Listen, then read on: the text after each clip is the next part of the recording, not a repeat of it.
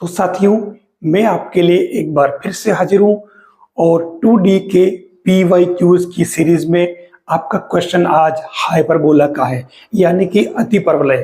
Question आपके सामने है। क्वेश्चन कह रहा है कि जो अतिपरवलय है हाइपरबोला, उसके निर्देशीय अक्षों को अक्ष मान करके और उसके नाभियां जो है, उन नाभियों के बीच की दूरी आपको 16 दे रखी है और ये कह रहा है कि जो उत्केंद्रता है यानी एसेंट्रिसिटी वो है √2। तो आपके इस हाइपरबोला का इक्वेशन क्या होगा? ऑप्शन आपके सामने दे रखे हैं। लीजिए हम स्टार्ट करते हैं बिना किसी फॉर्मेलिटी के।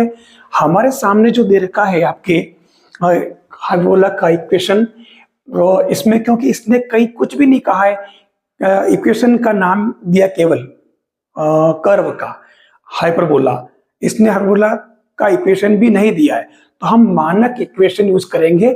और उसके बाद में जब हाइपरबोला की बात करता है और जब ये कहता है कि नाभियों के बीच की दूरी और एसेंट्रिसिटी की बात जब कर रहा है, तो इन दोनों कॉन्सेप्ट के बेस पे हम सबसे पहले इसके जो बेसिक जानकारी है हम वो ले लेते हैं।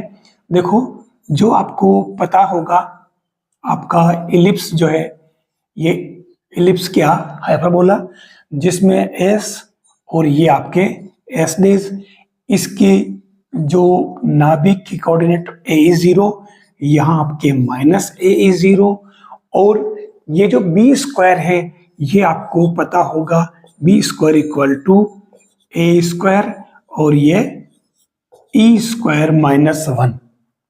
ठीक है, जबकि इलिप्स में ये 1 - ई स्क्वायर था। एक तो आपको ये ध्यान रखना होगा।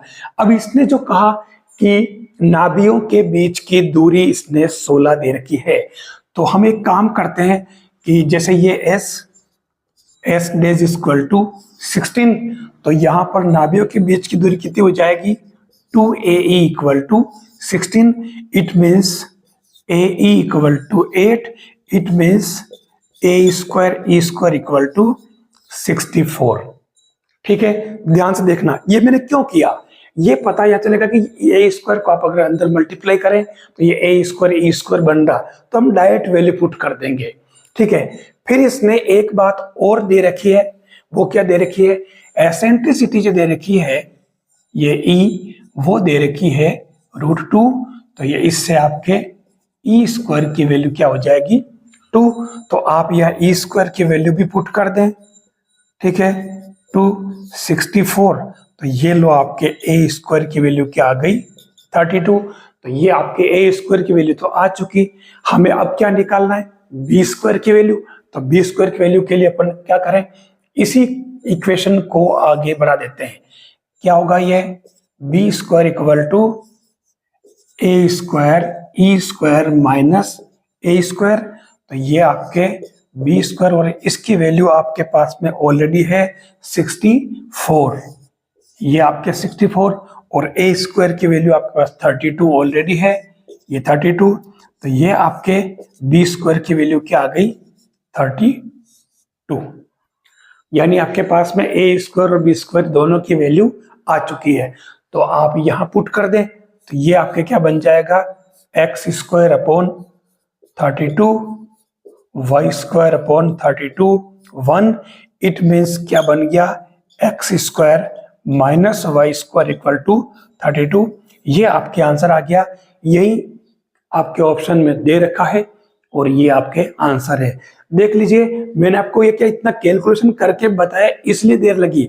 अगर हमारे पास में पहले से ही अगर ये चीजें दिमाग में क्लियर है, तो हम फटाफट ये कैलकुलेशन ज्यादा लंबी नहीं करके और शॉर्ट में भी हम ये ए स्क्वायर और बी स्क्वायर की वैल्यू निकाल सकते हैं। तो कितना इजी क्वेश्चन है जो आरपीएससी सेकंड ग्रेड के अंदर पूछा हुआ है, आप पिछले पेपर्स में देख लें। अच्छा, एक बात है, मैंने आंसर तो निकाल लिया, मेरा आपसे एक क्वेश्चन है। क्वेश्चन ये है कि ये आपके हाइपरबोला का इक्वेशन है, जैसा कि ये कह रहा, आंसर भी दे रखा है। क्वेश्चन मेरा आपसे है कि इस हाइपरबोला का नाम क्या है? बता सकते हैं? जी हाँ, ये रेक्टेंगुलर हाइपरबोला है, आयतीय अतिपरवलय, जिसमें B square equal to A square होता है और अब आपसे अगर पूछा जाए, क्योंकि आयतीय अतिपरवलय की बात करें तो इसकी उत्केंद्रता कितनी है, √2। ठीक है, आपने वैसे तो आपको यहां देखते ही ये वाली बात पता चल जानी चाहिए थी कि √2 दे रखा है, इसका मतलब ये आयतीय अतिपरवलय तो है ही। आप चाहें तो इसको रिवर्स कर सकते हैं। कैसे?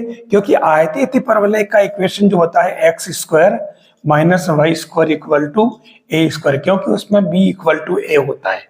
ठीक है, जब b = a होता है तो हम एक काम करते हैं, हम इसमें b² = a², e² - 1 में ये x को इक्वल कर लें तो ये आपके हो जाएगा a² = a², e² - 1, ये a² से a² कैंसल, तो आपके क्या आया, e² - 1 = 1, तो e² = 2, तो ये e = ये रूट, देख लो आप, यानी √2 आ चुका है। तो आयतीय अतिपरवलय की उत्केंद्रता √2 होती है। हम अलग से भी इसकी जानकारी रख सकते हैं और रखनी चाहिए।